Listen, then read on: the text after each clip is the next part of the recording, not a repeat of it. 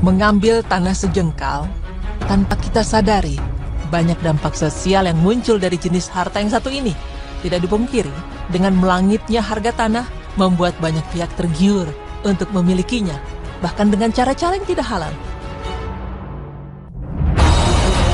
Banyak kasus perebutan tanah yang marak terjadi saat ini, mungkin beberapa di antaranya ada yang tanpa kita sadari, ternyata merupakan salah satu bentuk perampasan tanah.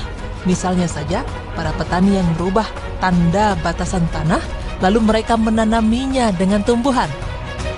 Pemakaian tanah pun juga sering terjadi untuk mendirikan bangunan-bangunan liar seperti tanah kosong milik negara. Mungkin contoh ini terlalu besar. Kita ambil saja contohnya sederhana, misalnya ketika kita ingin meluaskan rumah kita. Lalu kita mengambil sejengkal tanah orang lain, sehingga ukuran luas tanah rumah kita bertambah. Atau sampai mengambil bahu jalan untuk meluaskan garasi. Itu pun sudah termasuk perbuatan merampas secara paksa tanah orang lain untuk dimiliki demi kepentingan pribadi.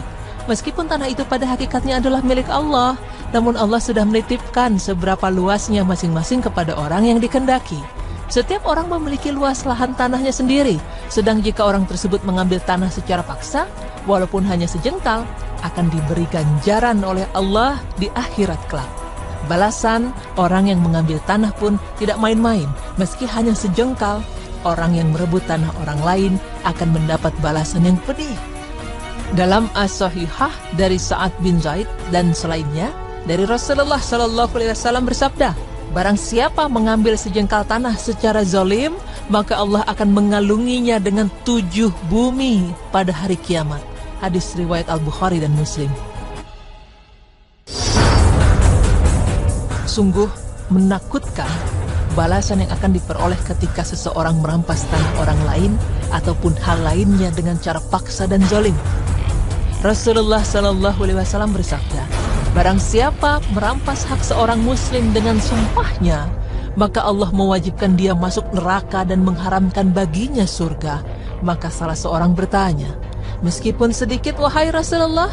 Rasulullah menjawab, iya, meskipun hanya setangkai kayu sugi atau siwak. Hadis riwayat Muslim. Perbuatan suka mengambil secara zalim hak orang lain itu biasa dikenal sebagai ghasab.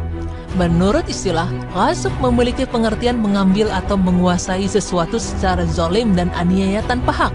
Perbuatan ini tentu saja dilarang oleh Allah Subhanahu wa Ta'ala dan termasuk dalam kategori haram. Allah Ta'ala berfirman yang artinya, wahai orang-orang yang beriman, janganlah kamu saling memakan harta sesamamu dengan jalan yang batil. Quran Surah An-Nisa ayat 29. Di samping itu, Rasulullah SAW bersabda, tidak halal mengambil harta seorang muslim kecuali dengan kerelaan dirinya. Hadis riwayat Abu Daud dan Daruqutni disahihkan oleh Syekh Al-Albani dalam Shahihul Jami' 7662. Lalu, bagaimana jika kita sudah terlanjur melakukannya sebelum kita mengetahui informasi ini? Bagi para perampas tanah orang lain, maka wajib bagi dia mengembalikan tanah yang diambil itu kepada pemiliknya. Jika tanah tersebut digunakan membangun rumah di atasnya ataupun menanam tanaman di atasnya, maka rumah tersebut harus dirobohkan atau dihancurkan dan tanaman itu harus dicabut. Tanah tersebut pun harus diperbaiki karena kerusakan yang disebabkan pembangunan rumah dan penanaman tanaman tersebut. Jika rumah itu tidak dirobohkan dan tanaman tersebut tidak dicabut, sebagai gantinya, perampas harus mengganti biaya pembangunan rumah tersebut atau biaya penanaman tanaman tersebut kepada pemilik tanah. Namun itu pun jika pemilik tanah menyetujuinya, karena Rasulullah SAW bersabda, tidak ada hak pada tanaman atau bangunan di tanah orang lain tanpa izinnya. Hadis riwayat Abu Daud.